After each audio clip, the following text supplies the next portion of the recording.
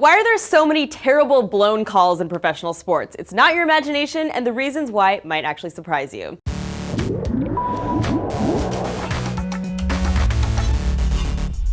Hey guys, this is Annie for DNews. In theory, sports officials are supposed to be objective enforcers of the game rules, but in reality, they screw up a lot, and it's more than just simple human error. There are perceptual biases having to do with everything from jersey color to height to player reputations that play into it. Let's start with baseball. Umpires in the strike zone are wrong about 14% of the time, according to a recent study that looked at 700,000 pitches, but even worse, they were more wrong towards the end of the game, and that those wrong calls favored star pitchers with reputations for good control, actually expanding their strike zones by about 16% on average. So reputation matters, no huge shock there, but something as arbitrary as jersey color can affect calls too. Looking at NHL games, another piece of research found that teams wearing black jerseys were called for more penalties than teams in lighter colors. The study couldn't pinpoint why for sure, whether wearing black actually makes players more aggressive, whether it's a cultural bias against the color black, or if they're simply more visible on the ice that way, but either way, it amounted to about 2 minutes of additional penalty time. Interestingly though, this is not universal. A similar study done in a Turkish soccer league found no difference in penalties between black and light colored jerseys there. Also in soccer, refs are shown to have a directional bias where more fouls are called when the play happens in a right to left motion than in the reverse. This has been linked to how we read. English readers, for example, perceive things that happen in a left to right motion as more pleasing because that's what makes sense to us, but the reverse is true